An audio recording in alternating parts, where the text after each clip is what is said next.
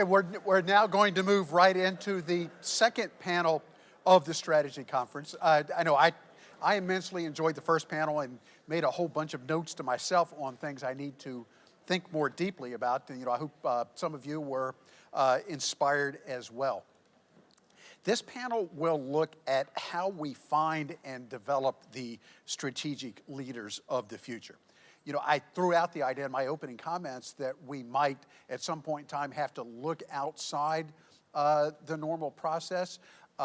We might be able to explore that some more in this panel, but we'll also look at ways of making the existing process for identifying, developing, empowering strategic leaders even more effective than it is right now. As before, I think I put together a rock star panel here and ask them to make some comments, and then we'll engage in a dialogue. And once again, I'd encourage you to look at their full bios rather than have me go into great detail on it. The panel includes Dr. Rebecca Johnson of the Marine Corps War College, Lieutenant General retired David Huntoon, who among many jobs helping shape the Army was a previous commandant of this institution, and Major General Mick Ryan, who is driving professional military education and strategic leader development in the Australian military. And just once more, let me remind the virtual audience that there's a Twitter hashtag and an email link on the streaming webpage, so please join us in the discussion as well. So General Ryan, if you'll lead us off.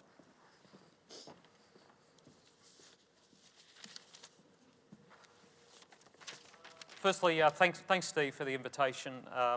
I think this represents really the connectivism we're seeing in PME that has become a bit of a global phenomenon over the last 5 years or so, where the militaries, or at least a certain part of the military, I would suggest probably Lieutenant Colonel and below, have discovered social media as a means to which to foster PME. And I would suggest that probably better than 50% of PME for young officers these days happens outside the purview of schoolhouses or even the system on through social media, blogs and those kind of things. And for me, it's been an amazing journey, a great discovery. And I think that where our senior leaders are avoiding social media, they're abrogating some of their communications capabilities and their responsibility to understand the next generation. So this has been a great way for me to interact with a range of people, and today is just an extension of that. Firstly, the first panel I thought was fabulous, talking about strategic leadership. I agree with Matt's comments about dropping in corporate leaders into military leadership roles. It's an interesting idea, but at the end of the day, our values and our notion of ourselves as a profession, I think, would kind of prevent that, notwithstanding some of the general ideas about leadership. We talk about command and leadership, not just leadership. So we're going to talk about how we build strategic leaders, but I think it's also worth thinking about what we're building. What are we actually building? And I know in the last session we spoke about there's 23 characteristics here and 140 traits over here.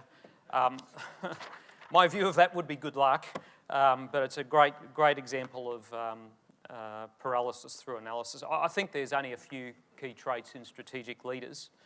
And I'll briefly talk about those, and then I'll talk about how we might develop them. Firstly, I think they need to understand they're actually part of a profession, and it's a profession that's both creative and technical, and getting that right changes through the ages. We're seeing that evolve as we talk, but understanding that you are part of a great profession, the only profession that our society allows to go out and kill and destroy, is a really important foundation for strategic leaders.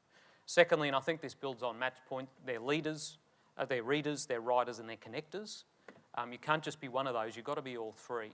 And, I tell our folks, I probably read about 4 hours a day, and that is a range of different things, but I think it's the only way you can keep up with what's going on in the world. And if you're not keeping up with what's going on in the world, I don't know how you can be a strategic leader. Third, strategic leaders live our values. They don't talk about them, they live them. And they understand the values of the society from which they're drawn. Fourth, I think they appreciate and exploit variety. I know this was a talking point in the last panel, but when I talk about variety, I talk about variety of thought. That's the most important diversity that we can nurture and value and incentivise in our institutions. Fifth, strategic leaders understand surprise and what it means. You know, there's the old saying, there's only two things that are certain in life, and death and taxes. Actually, there's three. The third one is surprise in war, especially if you're in a democracy. We are going to get surprised.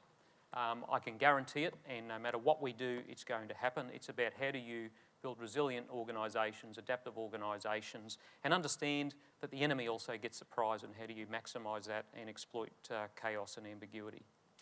I think the sixth trait is having a mix of intellectual curiosity and humility. I talk a bit about humility at our War College. There's a certain idea with some of the students that come through that it's a bit of a coronation event, that they're on their way to great things. I don't think that's true. So I think curiosity and humility kind of go hand in hand. The seventh one is being able to accept failure. I think that is a really a good trait in a senior leader. Understand what is acceptable failure. There's lots of kinds of acceptable failure. It's the best way to learn. I failed at the start of my career. I was actually kicked out of our academy in the 11th month there because I failed every subject. But a great general saw something in me, which I still fail to see at times, but he put me into the direct officer training program, and here I am 31 years later. But I think the final trait of good strategic leaders and good commanders is they provide the why. Providing rationale, providing meaning is a really important part of leadership, and you can give tasks as a strategic leader, but it's only through providing the why and the meaning you inspire people. So I just lay that out as what are we kind of trying to build in our strategic leaders who are part of a wider national security environment that's both a civil and military environment. It takes time, and I'm not sure you can skip some of the key aspects of it, and that's why I don't agree with that thing about dropping people in from industry in some of our key command and leadership roles. So thanks for making that point, Matt. I think education's a really part of it, but I'll get to that later.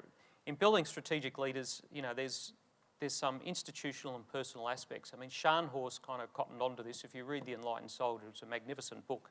It talks about, you know, his transition from Hanover to Prussia, his transition to Berlin, and the formation of the military college, but also the military society. He understood there was a formal, there was a schoolhouse piece, and then there was the informal, the non-schoolhouse piece. And these are both mutually supporting elements of building strategic leaders over many, many years. So I'll talk about the institutional and the formals. Institutional, I think you've got to recruit the right material from the start. And in that recruiting process, we've got to understand that very few of our people actually have the right stuff to be strategic leaders. A lot more have the right stuff to be tactical leaders or even at the operational level. But very few will actually have the right mindset that can be cultivated and nurtured over many years. And in recruiting the right material, I think right from the very start, we need to cultivate that desire from learning from day one. Okay, so building strategic leaders takes decades.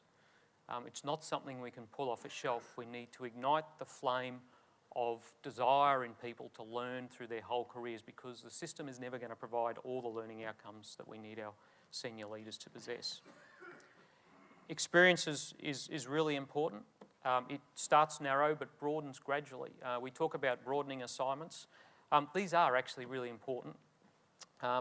But as we all know, and I'll probably get in trouble saying this, our human resource people are generally the most conservative and least imaginative elements of the Army. I know they are in ours. I won't make a comment on yours.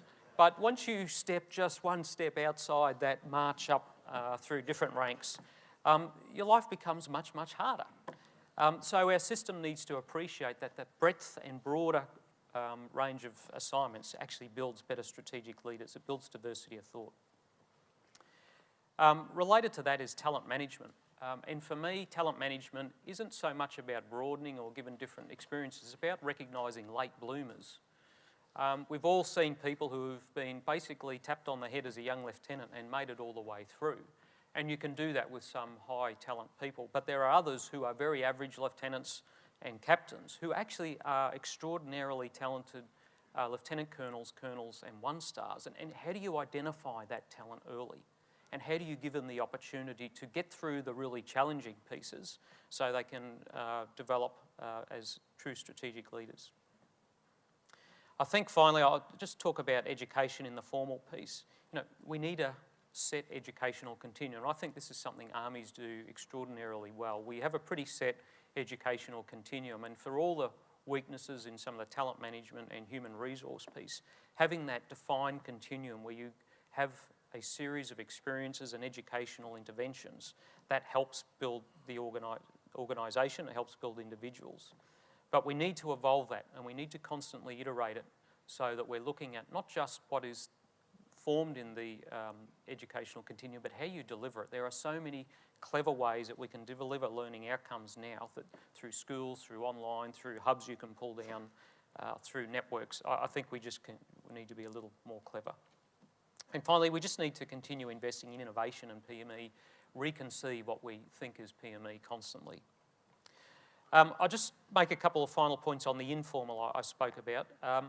If you are not developing yourself, I don't see you as a strategic leader. If you are not spending the time to invest in your own intellect, I don't see how you can master this great profession of arms of ours. Because we are so involved in the day-to-day, and particularly the more senior you get, we are walking through meetings and committees and processes and those kind of things, and it's very difficult to break out time. But you need to do it, we need to do it, and that discipline of self-study is a very important discipline the more senior you get.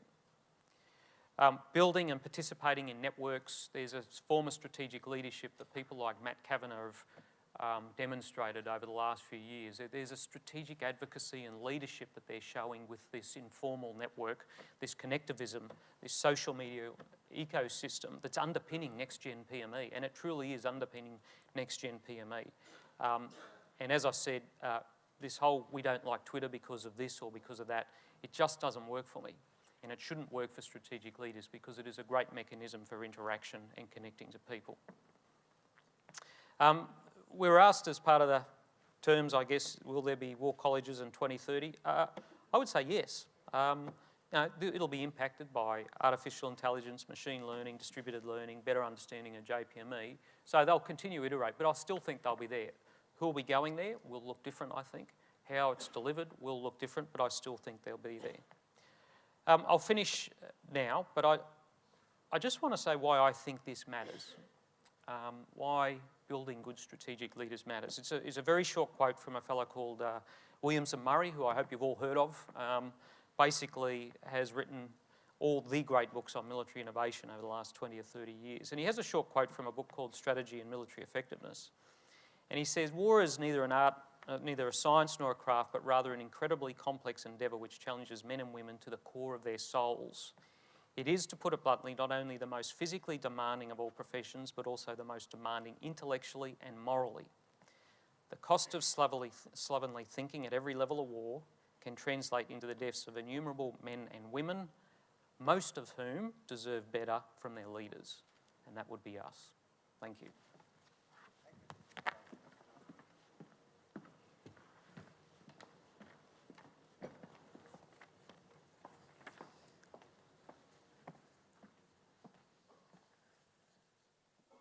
So first, let me say thank you all for having me. It is both humbling and an honor to have a discussion about strategic leadership sitting between these two amazing strategic leaders themselves. I'm not going to speak with their depth of experience on the military side, but I will say, as Dean of the Marine Corps War College, this question of what is the role of professional military education and the War College in cultivating effective strategic leaders, this is something my team and I think about every day. And so I'm excited to get y'all's input into that as I take this back to Quantico and we continue our conversation. I'm going to push out a little past 2030 for a couple of reasons. One, the strategic leader, the students who come, the students who come through this year who graduate in a couple of months in June of 2018, as Dr. Metz has indicated, most of y'all will be retired in the next 5 years. But there is that handful, and Mike Ogden, I saw you earlier, he'll be among them, who in 10 years from now is going to be a general officer. You had a future commandant of the Marine Corps in your student body class this year, in case you didn't know that. So for those of you who we educate today, our sight horizon is not 5, 10 years. It could be 15, maybe 20 years is pushing, but 15 years down the road. So the students who come through the Marine Corps War College in 2030, or the Army War College, or Naval War College National in 2030, there's a handful of those leaders who need to be prepared not to face the challenges of 2030, but 2040 and 2045. And so as we're talking about the role of PME, specifically war colleges, in building those leaders who have the adaptability to respond to emerging challenges over time, we need to be thinking further than 12. 12 years isn't long enough. And so what we do at the Marine Corps War College is we think, okay, what is the world going to look like 12, 20 years from now? And what do our students need to be able to do, to know, to understand? What skills do they need to have to excel in that environment?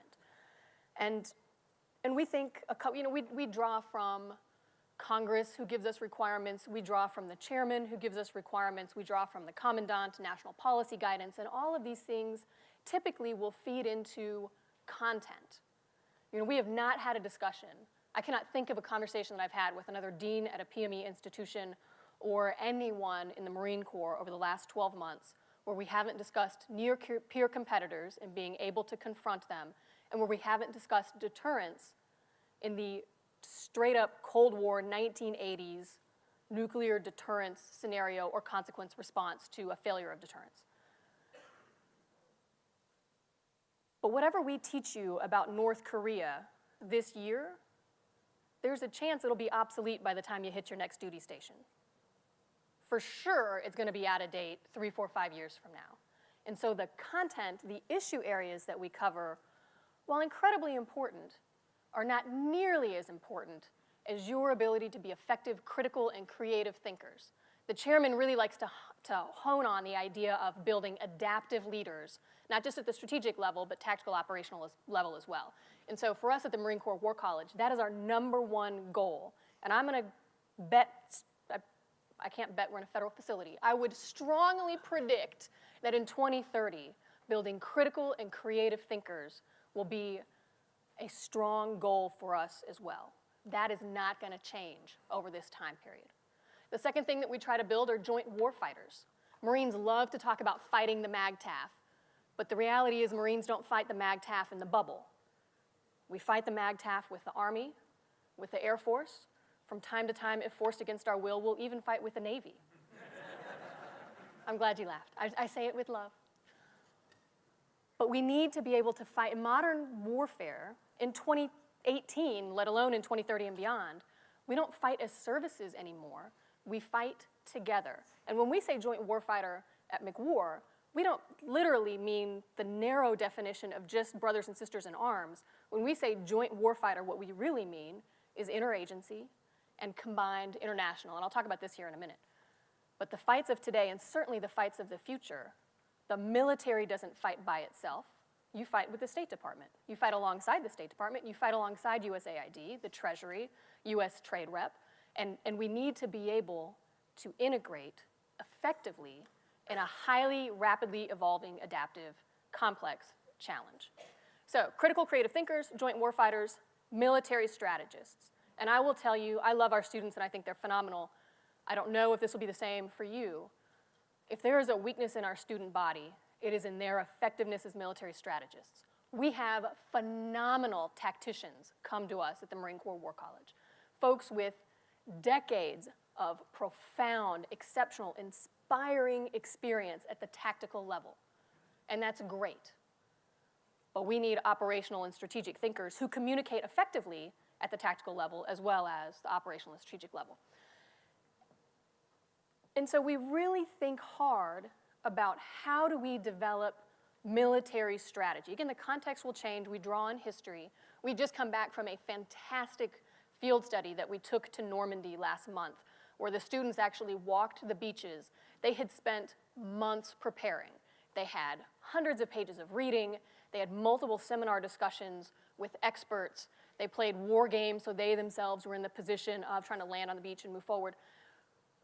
But then we went to Normandy, and we spent a week, and we walked the beaches, and the students were able to really grapple with an amphibious assault, a forcible entry from the sea.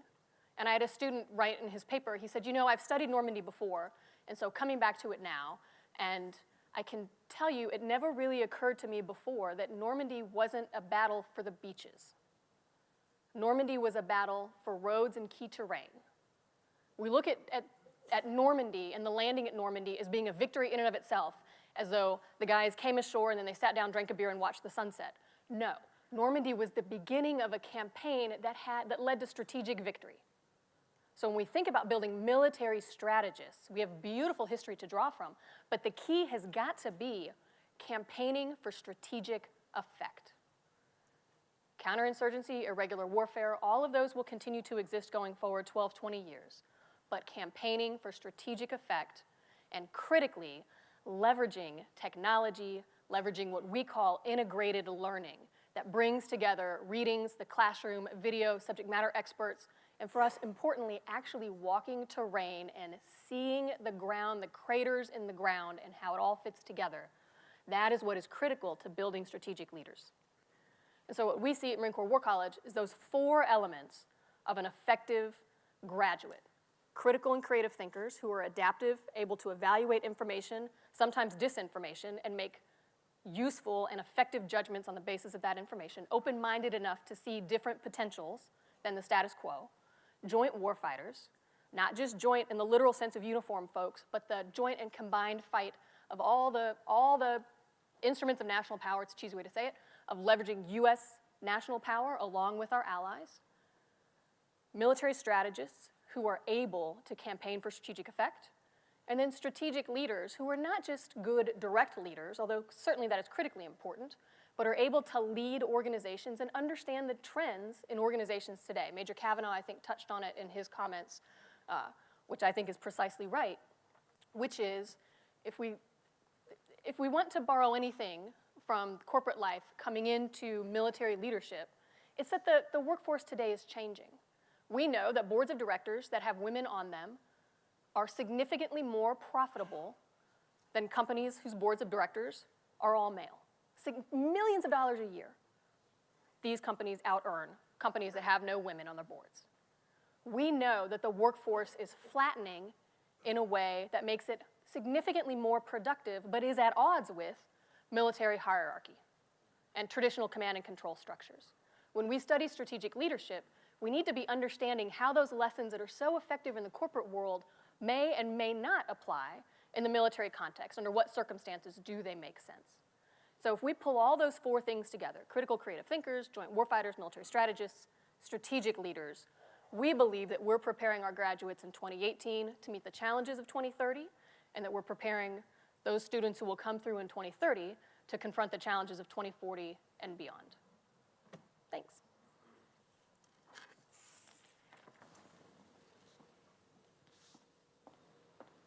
Thank you.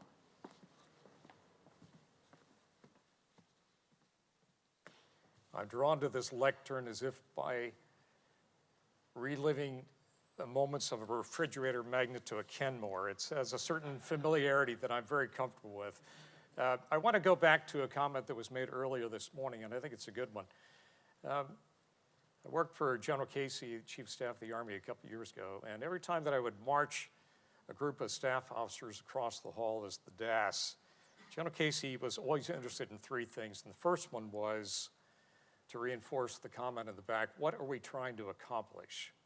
So I think it's important just to begin by talking about the definition of strategic leadership. And I'm going to quote General Casey because I think he's made a couple good points that Mick mentioned and also Dr. Johnson. So this is his definition of strategic leadership. It's strategic leaders guide the achievement of their organizational vision within a larger enterprise by directing policy and strategy, by building consensus, by acquiring and allocating resources, by influencing organizational culture, and shaping complex and ambiguous external environments.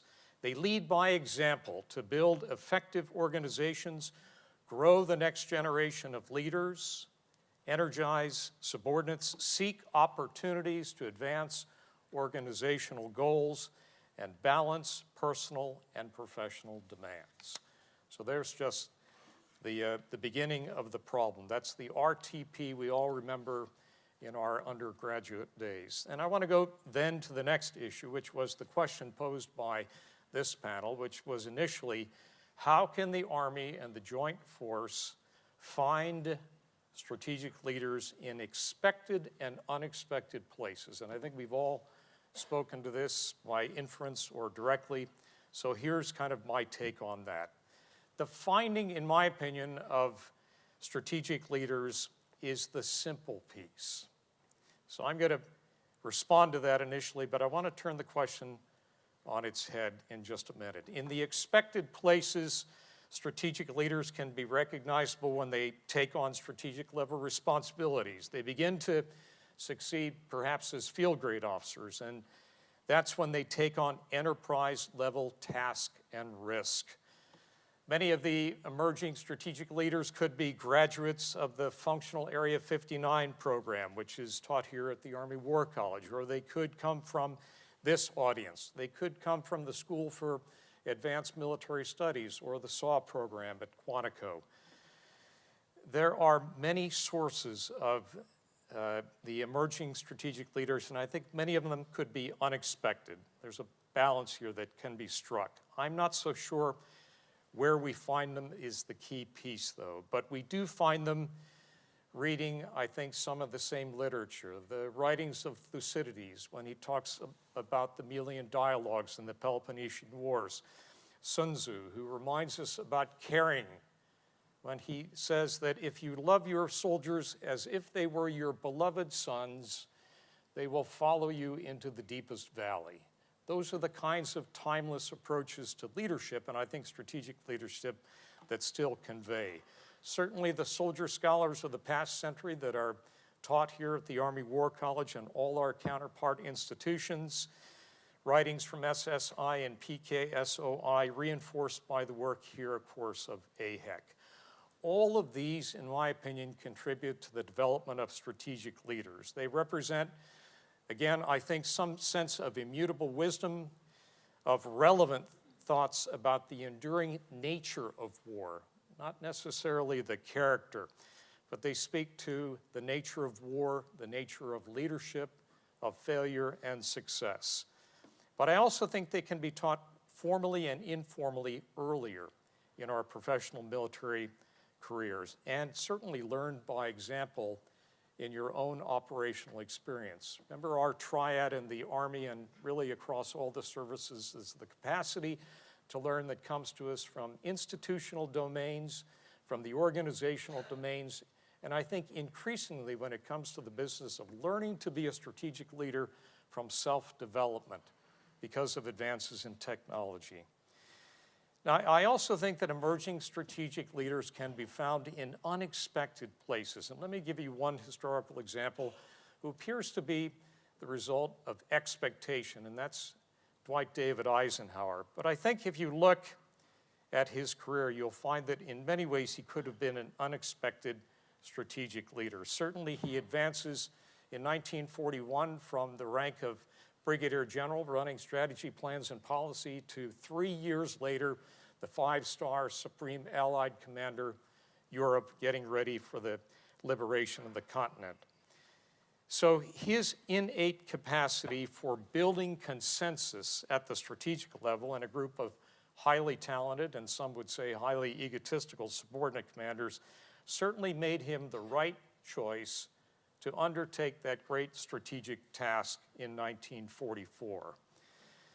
And we would expect, if we look at what is pretty much a solid and steady pattern of advancement in his life, that there is an expectation that he would be a strategic leader. But if you look back into the life of Dwight Eisenhower, I think you would see a different approach, and you would see his success as remarkably unexpected. So think back to his youth, largely spent in Abilene, Kansas, with parents who were dairy farmers. He really comes from an impoverished background. He does grow up in a family with 6 other brothers, all of whom become relatively successful. 2 become university presidents. 1, Milton Eisenhower, becomes the president of both Johns Hopkins University and also Penn State. Eisenhower graduated in the middle of his class at West Point, a familiar place for many of us. On the outbreak of World War I, he did what one would have expected. he volunteered immediately for assignment overseas. Who can tell me where he wound up? Where did Eisenhower go 2 years after graduation from West Point? Did he make it to France? Absolutely not. He was quite dismal about this because even though he applied, he wanted to march to the sound of the drums. Where did he wind up? He wound up 30 minutes south from here at Camp Colt, literally on the same terrain of Pickett's charge in the Battle of Gettysburg. And what was his job? It was, yes, he was to train the nascent Armored Corps of the United States military. And in fact, over about a 1.5-year period, he trained up to 10,000 soldiers. Quite a different experience had he gone to France as a young captain, where he might have had 100 if he were lucky. He lived through an extraordinary era at Camp Colt that in many ways moved him in the direction of strategic leadership. He survived that command. He learned what it was like to lead a large formation. He survived the ravages of the Spanish influenza, which actually took more casualties than the complete outcomes of wounded and dying in the First World War by a considerable figure. In fact, he lost 41 of his own trainees and weathered an investigation that followed. And so he had his own experience, but he learned to be a superb trainer. He learned much about the future value of armored warfare. And he also met a lieutenant colonel, brevet, who had just returned from the First World War, who would play a very important role in his own life. And of course, that was George Patton, who became his neighbor. Eisenhower, throughout the turmoil of this interwar era, he rose steadily to prominence, and in time certainly was well prepared to take on the strategic responsibilities in 1944.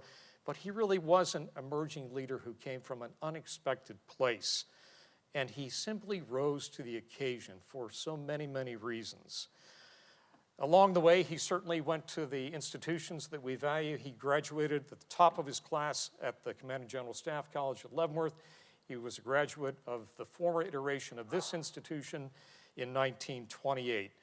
He was also the beneficiary of what I think is a very important element in the development of strategic leaders, and that is this capacity to latch on to be the student of a great mentor. And he had a number of remarkable mentors in his life, particularly General Fox Connor, who took him under his wing on Eisenhower's duty assignment in Panama and did the kind of self-study that Mick mentioned a couple minutes ago of the great military scholars and historians that spoke to the future of his own profession. Eisenhower had many other senior mentors in his life. Douglas MacArthur comes to command, but I would suggest to you that for so many of you, you have learned as much from negative leadership and styles that certainly will not match your own character as you do from the positive mentors. And that probably was the case in the experience that Eisenhower had as the aide-de-camp to Douglas MacArthur and his service with MacArthur in the Philippines shortly thereafter.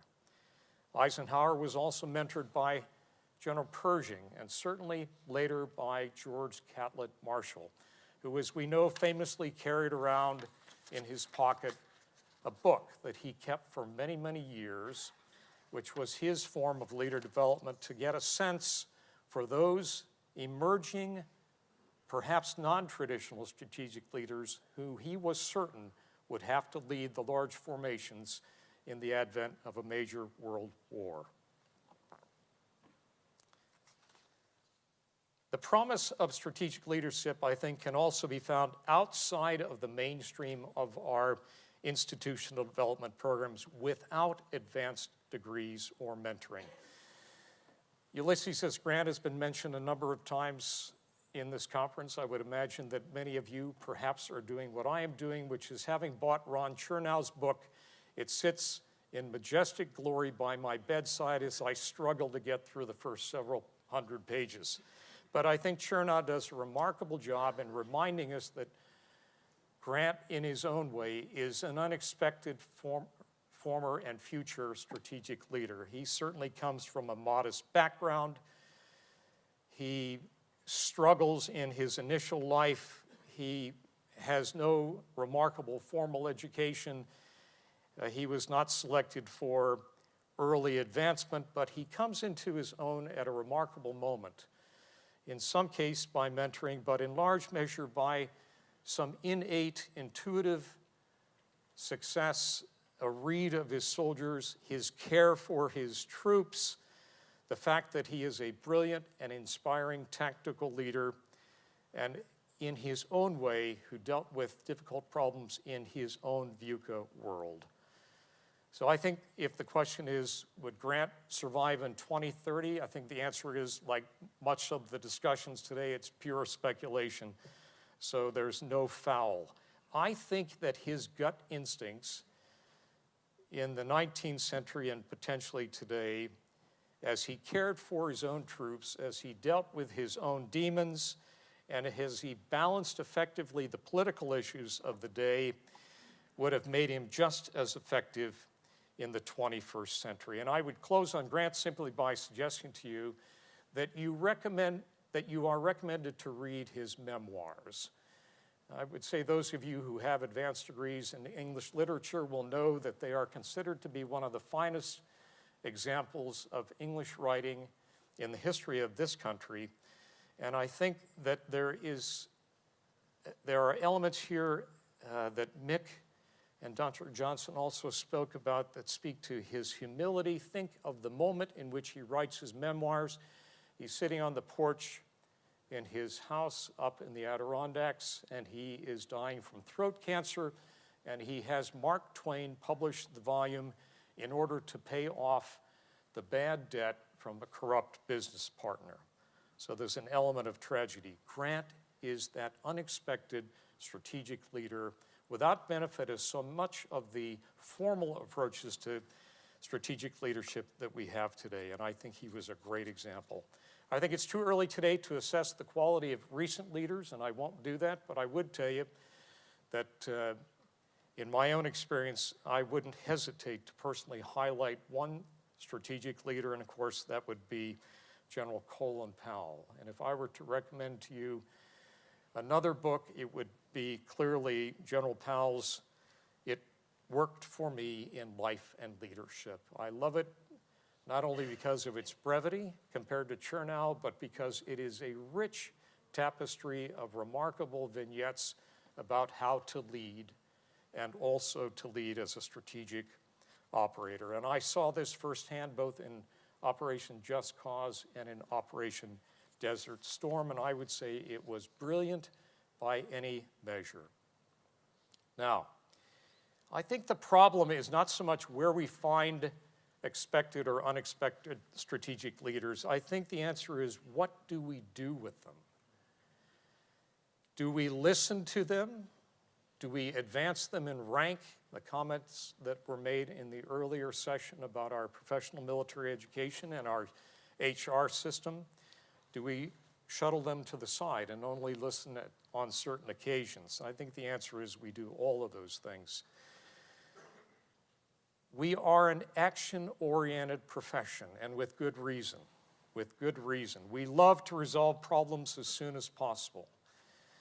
I can remember leaving the Commanding General Staff College a couple years ago, headed to the position of Director of Strategy, Plans, and Policy. I had this remarkable vision that I would be able to conduct perhaps an early morning meeting at 7 o'clock, provide extraordinary wisdom and strategic guidance to the team, and then I could sit back, put my feet up on the desk, and read The Economist the rest of the day.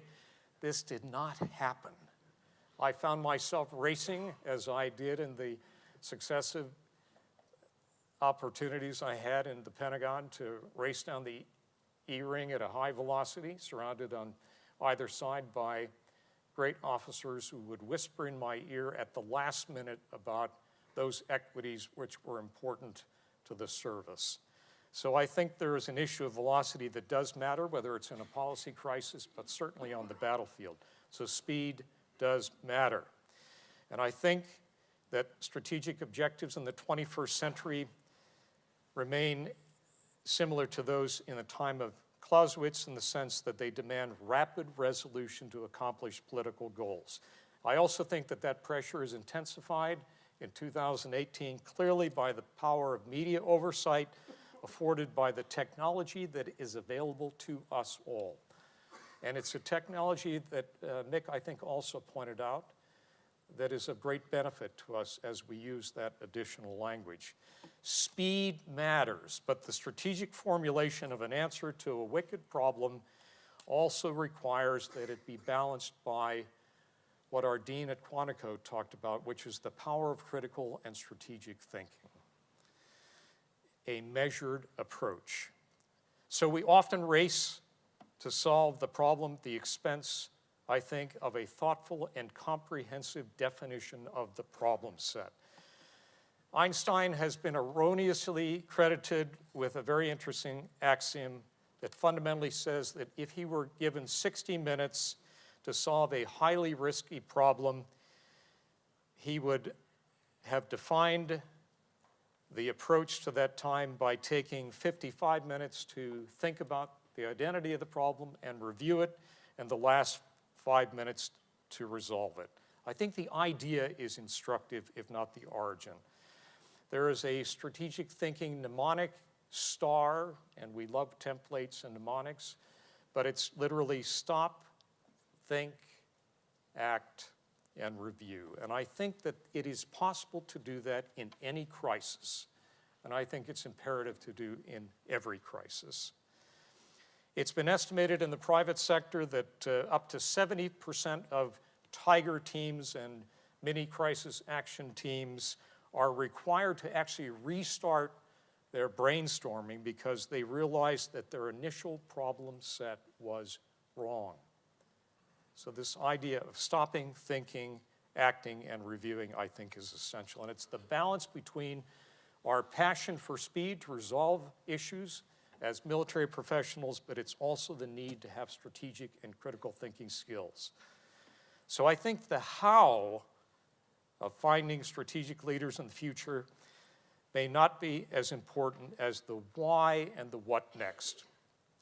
And I'll just close up by talking a little about that. So in advancing to senior ranks, as was mentioned in the earlier session, we select those who often best lead our tactical and operational formations.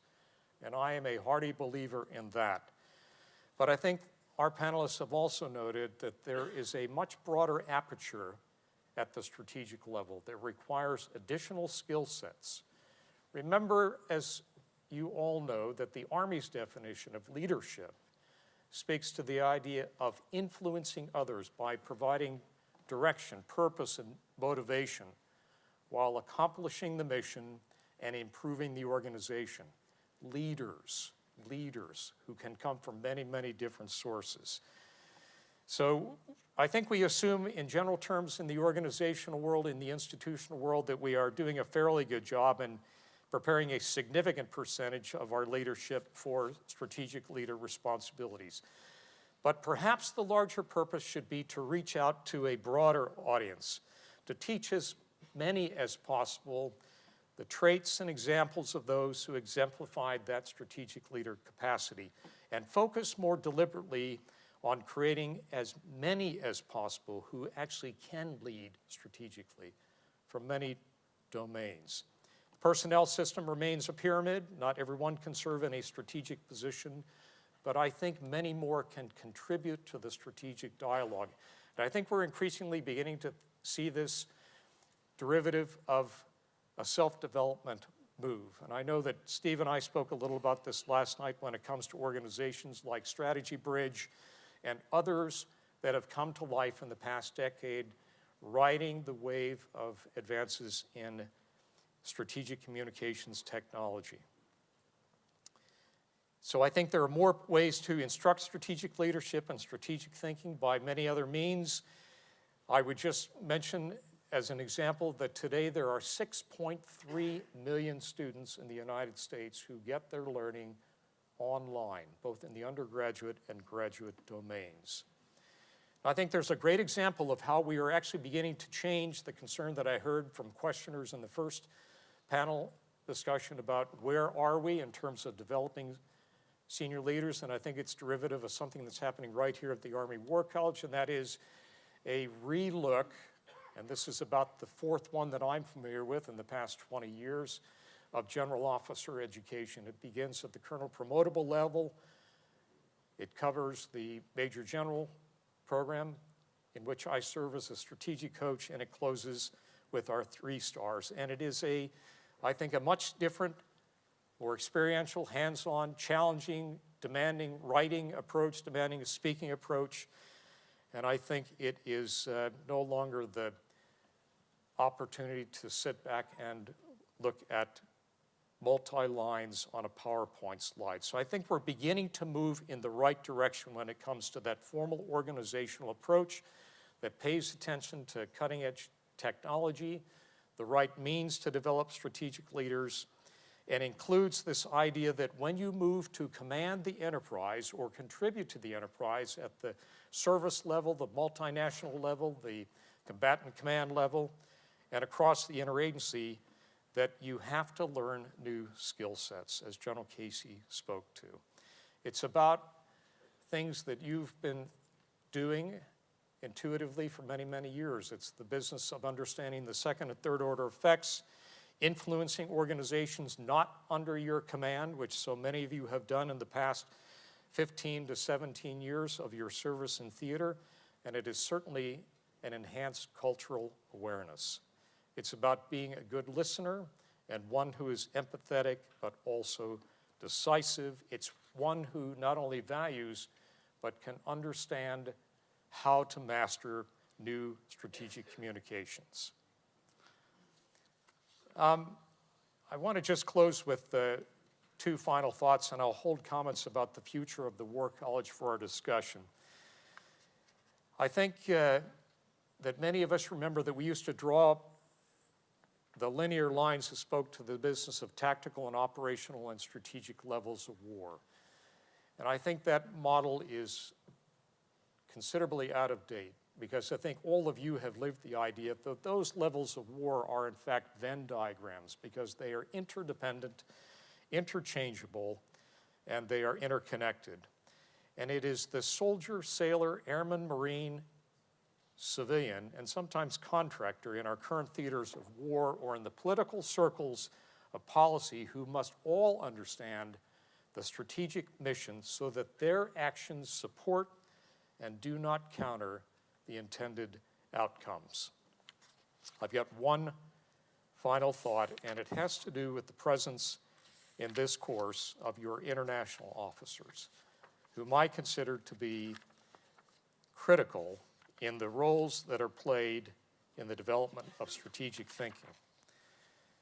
I think that the idea of the presence and participation of international students in all of our senior service colleges is profound on many levels, and one of those levels is in our development as strategic leaders. It strikes me that the mathematics of, let us say, 2 IFs in each one of our seminars, certainly here at Carlisle, at Newport, at Quantico, at Maxwell, in Canberra, makes an enormous difference.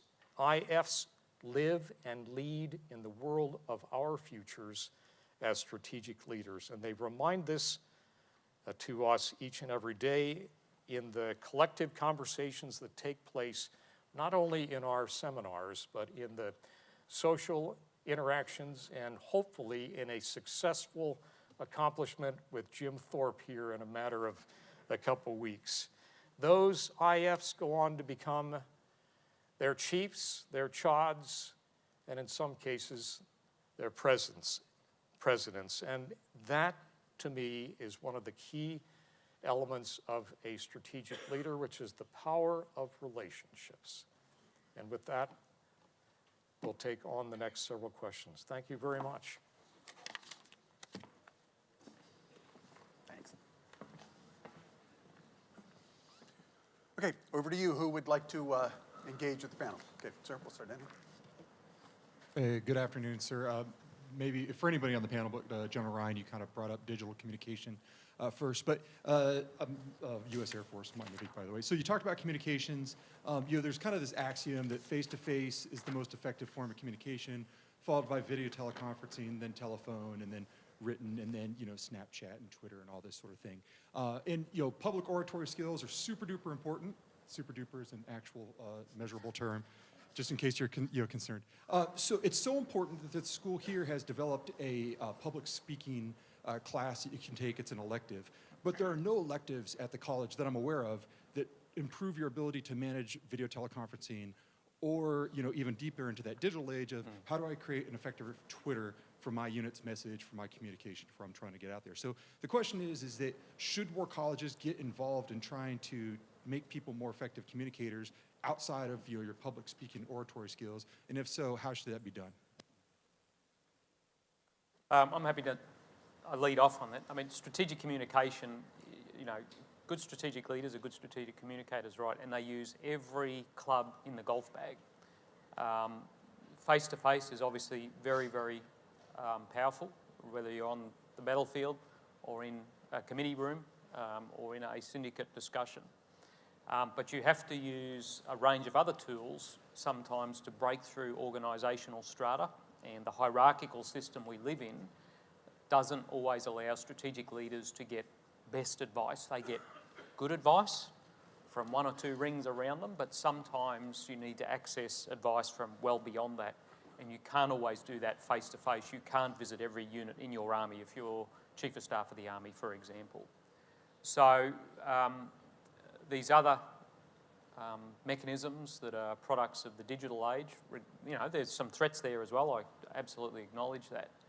But there is great opportunity to be able to penetrate down through multiple layers, and the amount of young captains and majors in the US military that I interact with regularly now and really push me and probe me on really important institutional issues, not just little issues of the day, but really important institutional issues, is quite profound.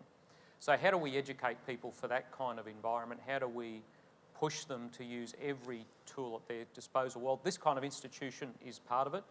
But I got to tell you, the most powerful mechanism is, I go back to Secretary Mattis. As you get the behaviour you incentivise, you've got to incentivise that behaviour from the top down.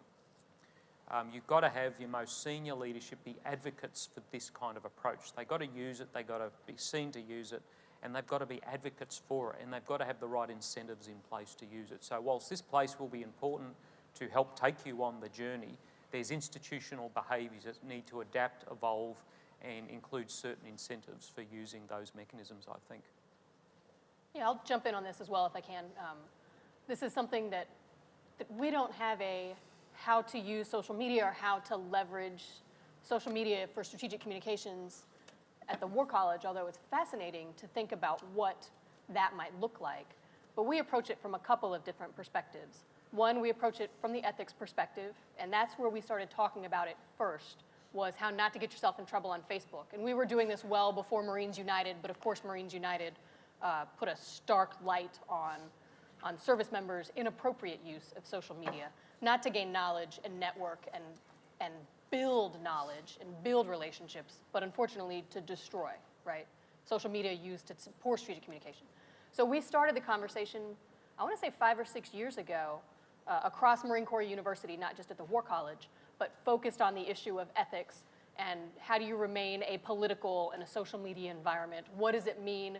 We say that Marines are Marines 24/7. You never take the uniform off, even when you go to Home Depot.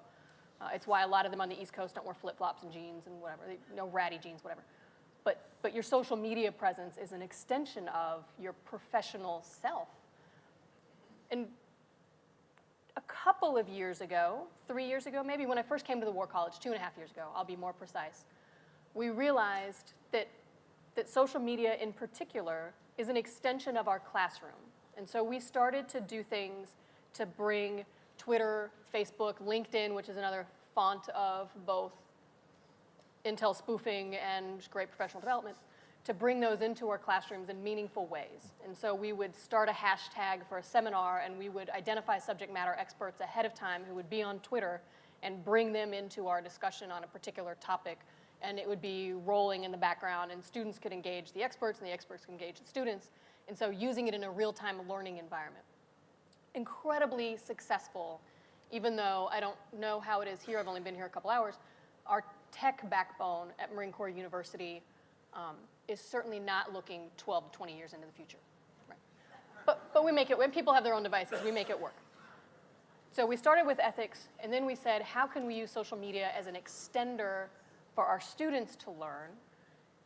And increasingly over the past year, how do we use social media as an extension of our voice to the outside world? There have been both panelists here, I think Major Kavanaugh earlier talked about self-development.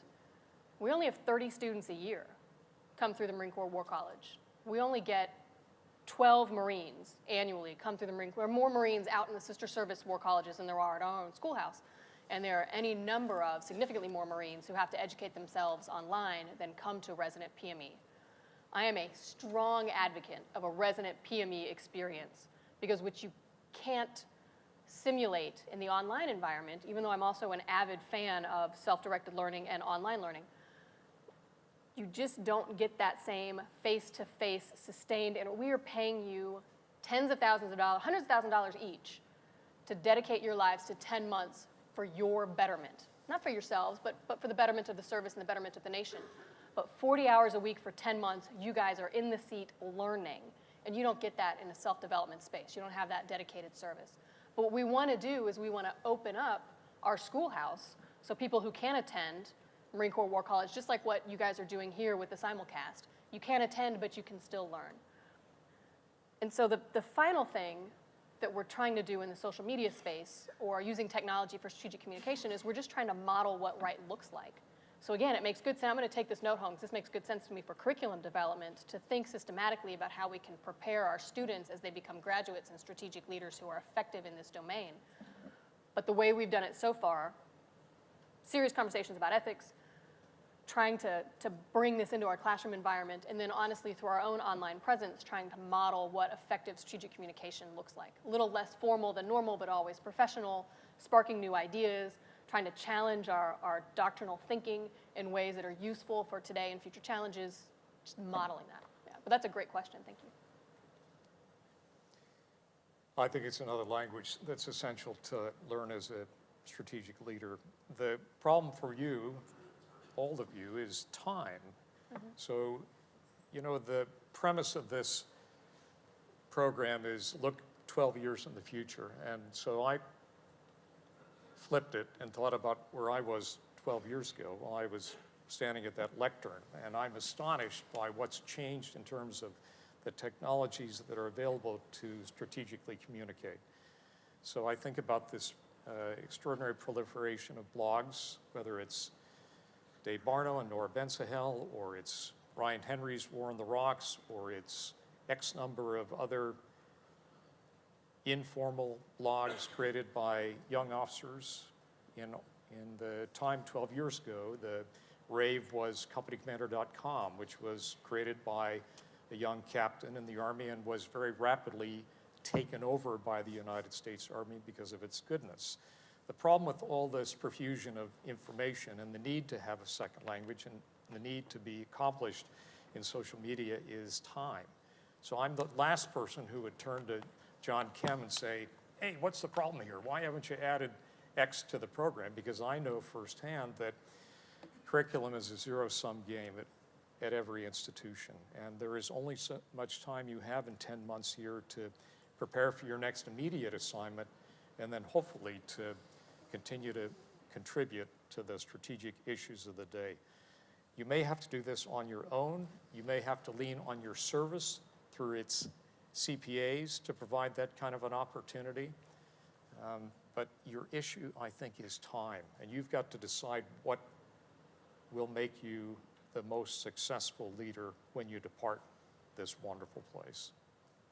Since Twitter's been mentioned several times, if there's anyone out there who hasn't played around in it yet but is Twitter curious, I put together like a 2 or 3 page kind of introduction on how to use Twitter for professional purposes that I've distributed to my colleagues in SSI, and I've also used it to help external audiences explain. I mean, I sat in front of the PME faculty in Mozambique and kind of explain how they could use Twitter for professional networking. If anybody wants that, just send me an email and I'd be happy to fire it off to you. Let me turn to a question from the virtual audience. This one's really interesting. This is from JD.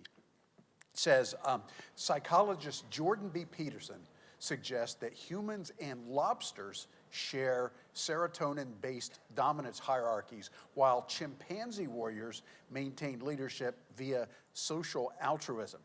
Should leadership development be based in biology, social constructs, or both?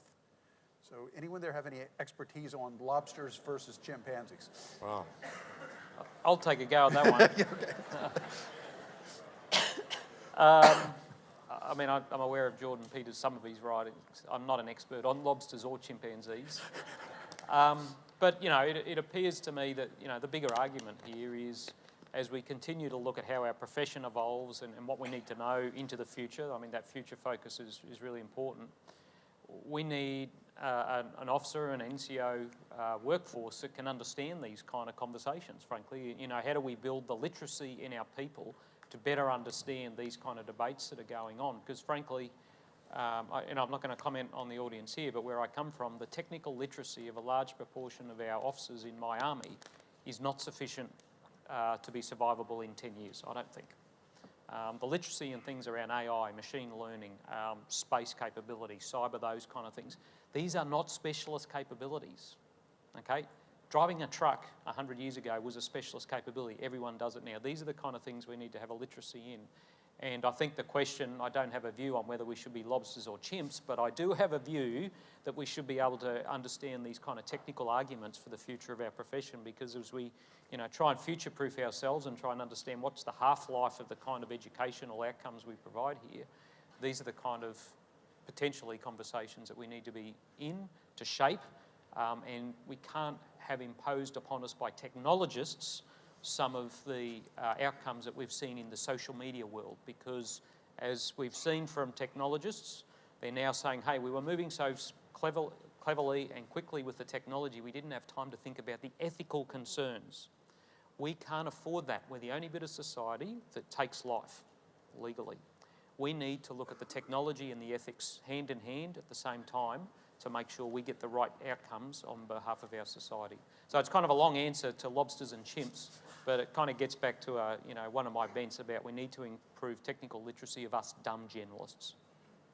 And by the way, General Ryan has put together an introductory reading list on artificial intelligence from a military leader's perspective that's available at the Modern War Institute's webpage at West Point, and I retweeted it this morning. Does anyone else want to take a shot at the lobsters versus chimpanzees? I'm not going to address that particular question. Who knows? This could be an avatar testing whether or not we actually paid attention in the first panel. But I think Mick's point is the bigger one, which is there is so much change in the 21st century. It's measurable, and I think that this broadens the aperture of the requirements for strategic leadership, and that they can come from unexpected places. And I think that we should embrace certainly the proliferation of knowledge that all of us have got to pay attention to changes in artificial intelligence, the use of big data, certainly the creation of a cyber corps now in the United States military is a step in the right direction. But all these things will look very differently perhaps 12 years from now. So it doesn't make much sense perhaps to talk about lobsters and serotonin today and imagine that that will be of significance a decade ahead. But it does matter that we pay attention to the trend lines here. When we talk about megacities that will double between now and 2030, I think those things bear paying attention to because they have a direct bearing on this profession. So I think that's the idea, that we should be as open as possible as senior leaders, and you're all senior leaders here, to these kinds of changes in technology. And so if I were to tinker with the zero-sum nature of an institution like this, I think you would see in the next decade potentially an increase in focus on technology, on economics, on those other elements of power that we speak about when we use mnemonics like DIME, but then I'm not certain that we pay close enough attention to get ready for the requirements of 2030.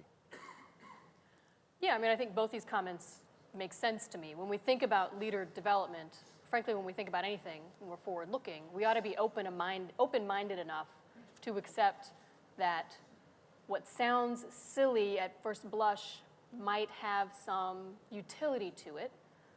My concern would be, how do I say this?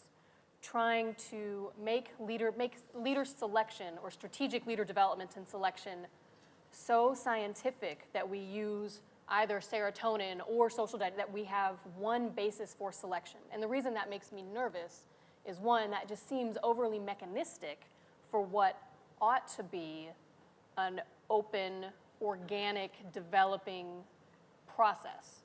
Does that make sense? So again, I'm not expert in the biology or, frankly, the social dynamic piece of it, the sociological piece of it, psychological piece of it. But it seems to me that we ought to be open-minded enough to entertain these ideas that we aren't comfortable or familiar with if we're talking about growing the force in new and important ways. Yeah, and let me just add one point there where I kind of tossed out the idea earlier about being able to somehow use science to identify people that have this really transcendent talent for strategic leadership. What kind of got me thinking in that direction is last fall I participated in a external advisory panel that was working with the Secretary of Defense's strategic capability review for close combat. And there was a really amazing guy in there who's like one of the world's best known brain scientists from UCLA. It was really interesting because most of the other people other than he and I in the room are people who have kind of done close combat their entire life, so they're looking at it from that perspective. And of course, since he and I didn't, we're really looking at it from different angles. But at least he made the argument that brain science is advancing to the point, his argument, that sometime in the near future, we would be able to test kids at 3 or 4 years old and identify which ones would 20 years later be good at close combat. That brain science is advancing that fast. So that's why I kind of extrapolated that point and said, well, I wonder if we're moving toward that in strategic leadership as well. Is it something that really can be made more scientific, or will it always remain an element of art? And I don't know the answer to that, but just find it a really, really interesting question. Okay. Yeah, back? Yeah. Hi, my name is Bob Ferry. I'm in Seminar 8.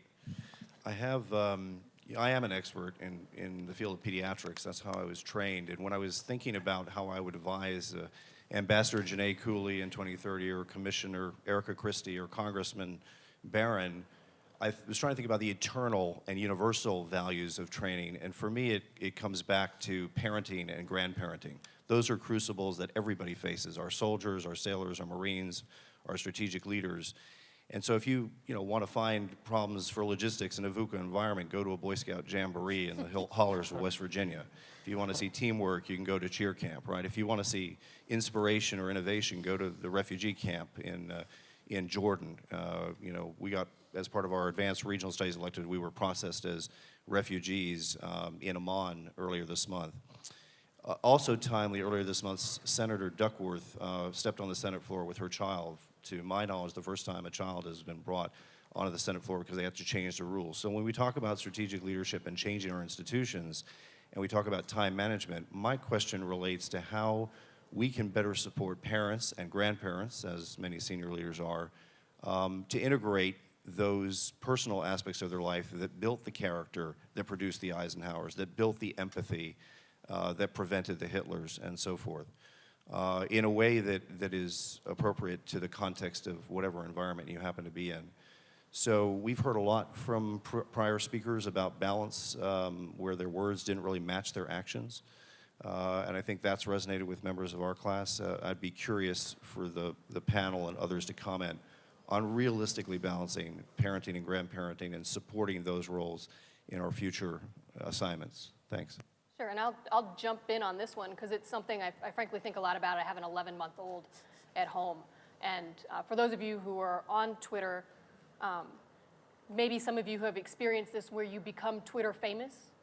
And I became a little Twitter famous a few months ago, of course, for something that was entirely unintentional. We are accredited by the Southern Association of Colleges and Schools. That's what allows us to offer our master's program. And there's an annual conference every year in one of the SACS states. And this past December, it was in Dallas, Texas, which is awesome. I'm from Houston, so it was great. I was going home, introducing my daughter to my mom for the first time. She's not able to travel so much anymore, so it was a great experience.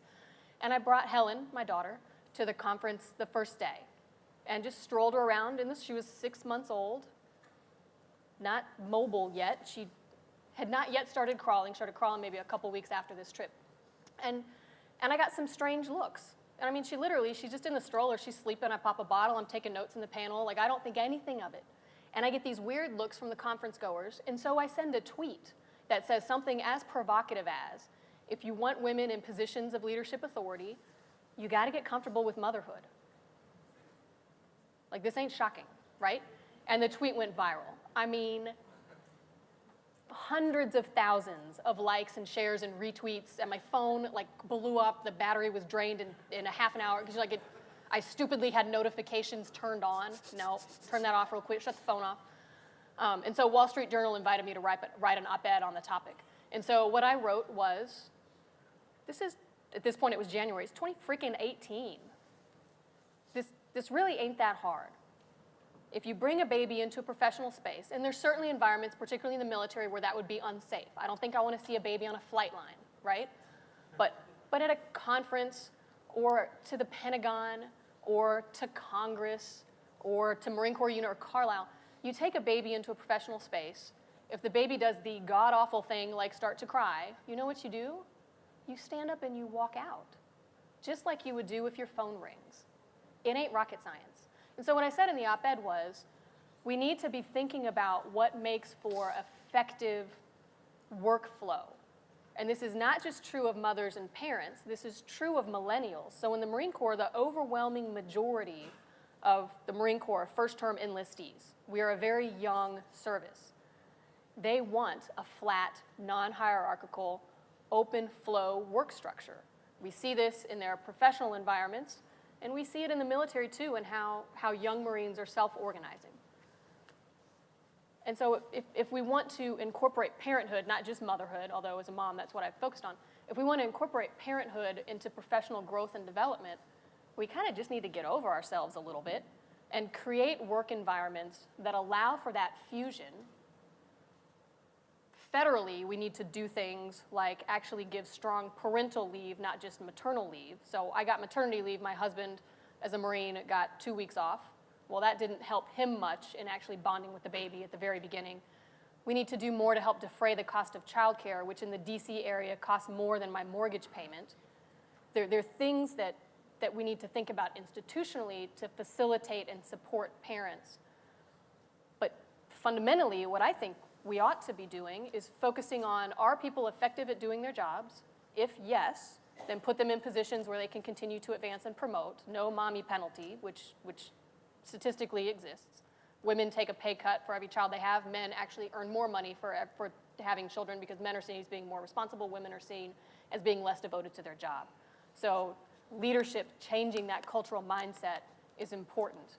But really, a lot of this break between our lives as parents and our lives as professionals are culturally imposed, and a lot of it is self-imposed. And so bring your kids to class, bring your kid to work if your child is sick, unless, of course, you work on a flight line or someplace where that would be dangerous, or in a skiff. I mean, it's hard if you're in a classified environment as well. But that would be, my model is we all just need to sort of get over ourselves and move forward. Gentlemen, coming? I mean, I can only talk from my country and my personal experience. I mean, I've always been in an environment where it's been integrated, where the families and the unit has been integrated. I mean, there's no separation between the two, and the support from unit to family, whether it's pastoral care from padres or having kids' days at work. I mean, we all do that. I had a personal policy. Everyone had the day off, their kids' first day at school, these kind of things. Social media was fantastic for reaching out to families, those kind of things. They're really important, but a lot of those other societal kind of policies, that's the realm of government, and we kind of have to work within that. We have to also balance off, we still have a mission, right?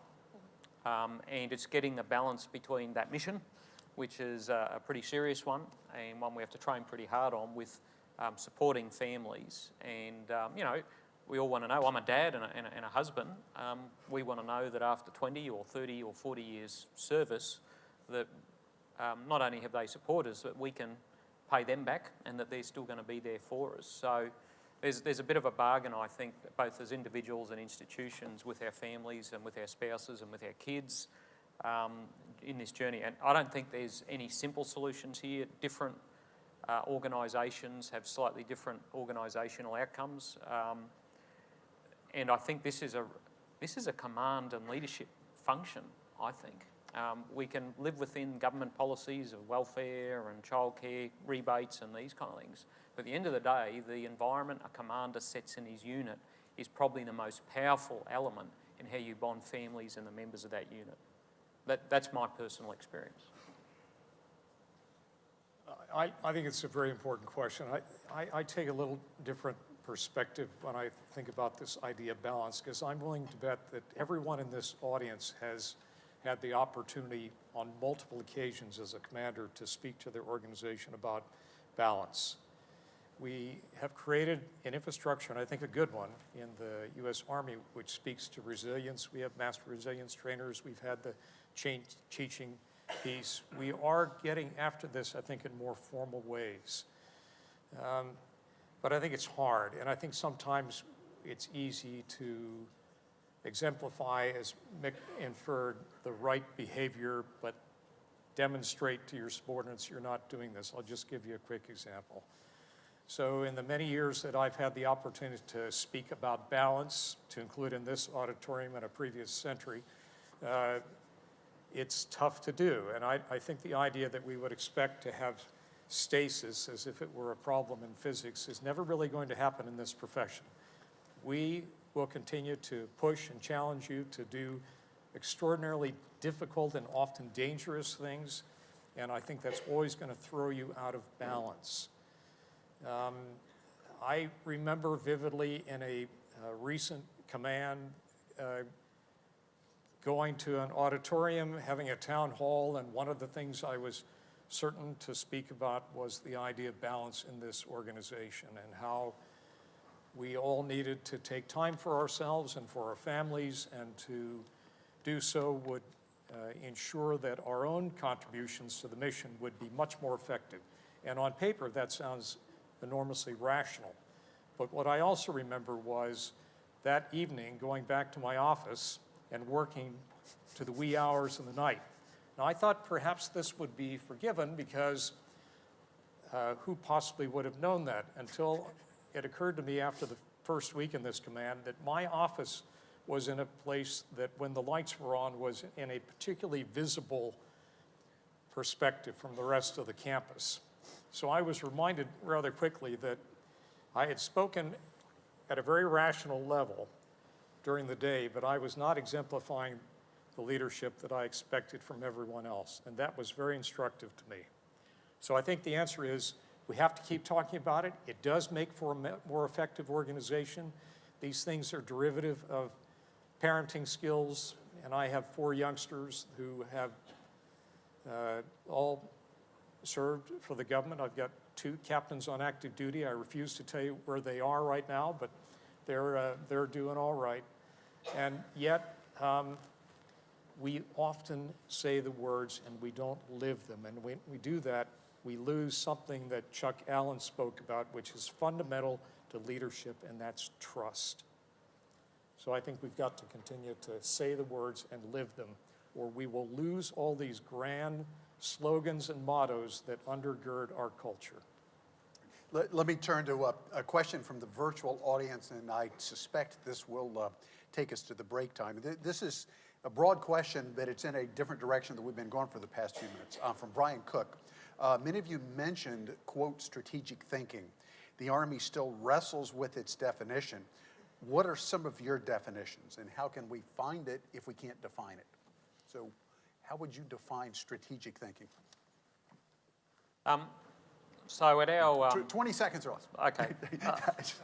I'm not going to define strategic thinking because there's like 20 trillion of them, and I actually see that as probably not productive. You know, I think of strategy in line with Colin Gray's definition. You know, strategy is the bridge between purpose and action. I find that is the best mental model for me to think about this undertaking, and then how do you prepare people to do that?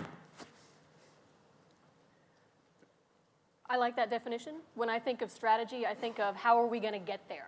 So it might be at the strategic level, but it might be a strategy for something very small, like my strategy to retire not in poverty, or my strategy to raise my daughter effectively. How do we get from where we are to where we want to go? And part of that is how do we define where we want to go and what makes that a good definition? But I think of it in pretty basic terms as well. I'd give us a check in this box when it comes to these approaches to critical thinking and strategic thinking. I won't offer one, but I would ask you to look at two things that are attendant to this idea of strategic thinking.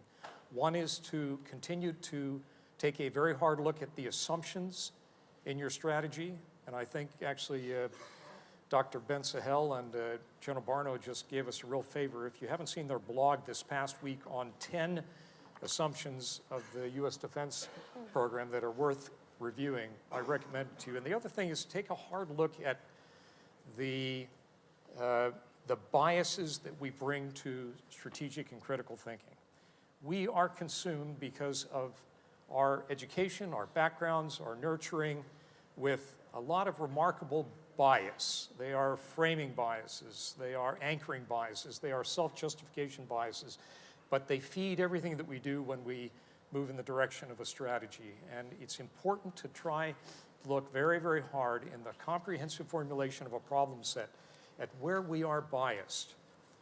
A simple thing would be to Google classic bias, and you'll see 100 sets of them. But don't forget to look hard at your assumptions and take a look at the bias that you bring to the creation of your strategic thinking resolution. In the Barno-Ben Sahel essay that General Huntoon mentioned, if you haven't seen it, is on War on the Rocks, and I would include things like War on the Rocks and Strategy Bridge as kind of must-check daily sorts of things in sort of your information gathering. I mean, I don't read every essay in every one just because there's so much, but they are things that I think I kind of make a note to myself to at least take a look at every day. Okay, we've got about 6 or 7 minutes left, so is there another question? Okay, yep, go ahead. Darrell Rupp, Seminar 17, U.S. Army officer. I wonder about the few people that have the mindset to be effective strategic thinkers or strategic leaders, as you talked about in the early part of it, whether that would mean necessarily that they would be effective operational or tactical level leaders as well. It seems that we assume that to be the case, and if that assumption is not valid, then our promotion systems within the services might be weeding out potential effective strategic leaders in the future. What do you think about that?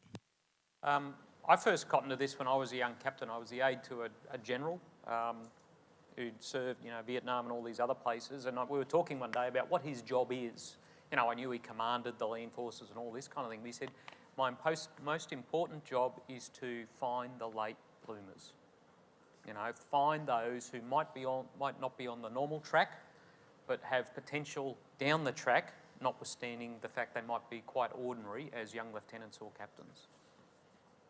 Yeah, I think that makes good sense. And the only twist that I would put on your question, because it's an important one, and I would say the promotion system in the Marine Corps certainly does favor tactical excellence more than, and effectiveness more than, combat experience more than anything else.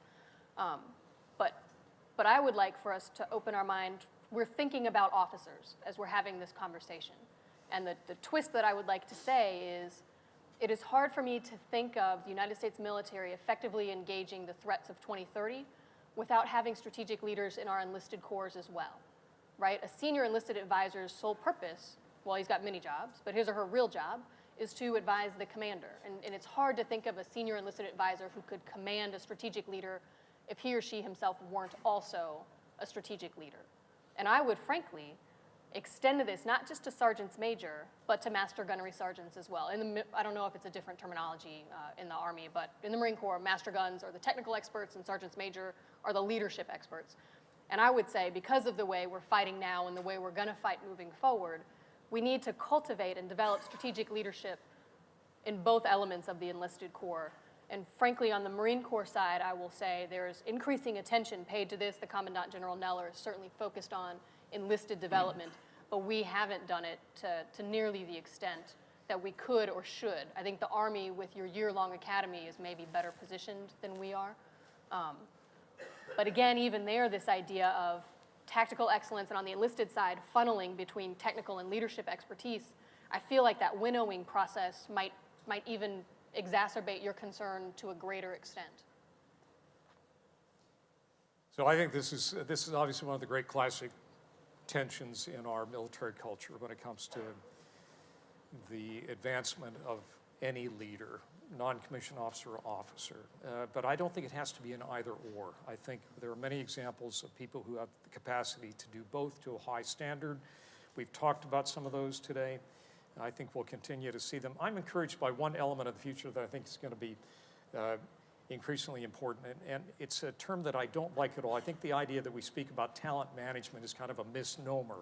But I was struck by something Major Kavanaugh said a couple hours ago. He said, my ORB says nothing about my capacity to be a strategic judge when I make decisions. And I think that ORB misses a lot of elements. And I think we are increasingly capable these days through AI, through big data, through all kinds of other forms of analytics to provide to senior leaders who make the decisions to advance, to select, to reach out for that person early or to nurture that person so that when the moment comes in a crisis or in conflict, we have the right leader to resolve the right problem. And I think the Army's move to place a senior general officer in charge of talent management is a step in the right direction. I think OEMA worked these issues for many, many years, and I think that there is a convergence that's about to take place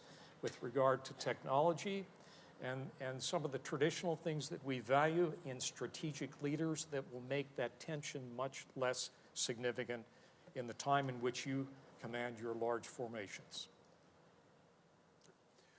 Unfortunately, we've run out of time with this particular panel. The plan now is you have an hour for lunch. At 1300, you're back in seminar, which will give you a chance to analyze, mull over some of the things we've talked about today. We've tried to get speakers and panelists in as many seminars as possible. Unfortunately, we don't have enough to go around, but some of you will have a guest that you can work with on it. But please join me in thanking our second panel today.